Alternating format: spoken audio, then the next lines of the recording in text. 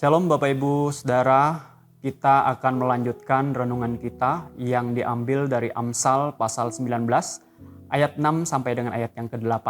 Firman Tuhan berbunyi demikian, banyak orang yang mengambil hati orang dermawan, setiap orang bersahabat dengan si pemberi. Orang miskin dibenci oleh semua saudaranya, apalagi sahabat-sahabatnya. Mereka menjauhi dia, ia mengejar mereka, memanggil mereka, tetapi mereka tidak ada lagi. Siapa memperoleh akal budi, mengasihi dirinya. Siapa berpegang pada pengertian, mendapat kebahagiaan. Ada dua realitas besar dalam kehidupan di dunia ini.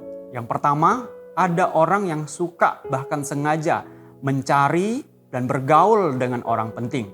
Orang penting di sini bisa pejabat, bisa yang punya kedudukan yang tinggi, orang yang berpengaruh besar dalam masyarakat, bisa adalah aparat keamanan atau penegak hukum, bahkan orang kaya dan orang terkenal dan lain sebagainya.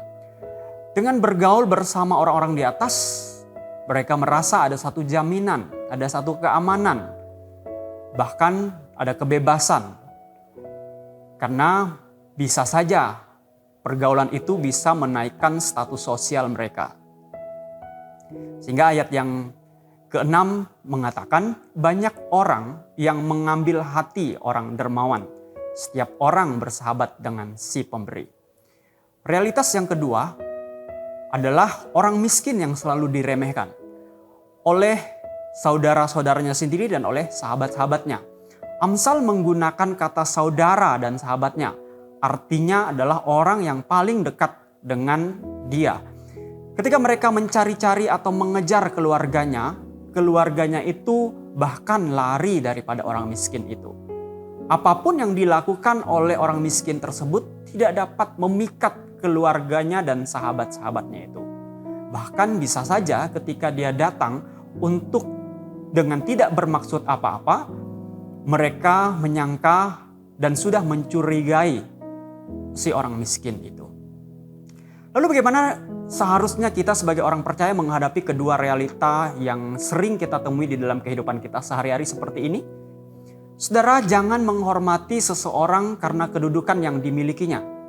Jangan menyandarkan diri pada orang penting karena stabilitas hidup yang mereka miliki suatu saat akan habis, bahkan bisa saja akan diambil daripada mereka. Bahkan mereka pun suatu saat akan menghadapi kepada akhir, yaitu kematian. Di tempat yang sama, jangan meremehkan orang yang berkekurangan atau orang-orang yang tidak dianggap di dalam masyarakat. Seseorang yang tidak memiliki kedudukan apa-apa. Tuhan tidak pernah memerintahkan kita untuk mencari, untuk secara berlebihan menghormati atau menyanjung atau menghargai orang yang dianggap penting di dalam masyarakat. Dan Tuhan juga tidak pernah memerintahkan kita untuk meremehkan orang yang tidak mempunyai apa-apa. Tuhan menyambut, menghargai setiap orang dengan porsi yang sama. Maka lihatlah semua orang sebagaimana Tuhan melihat mereka.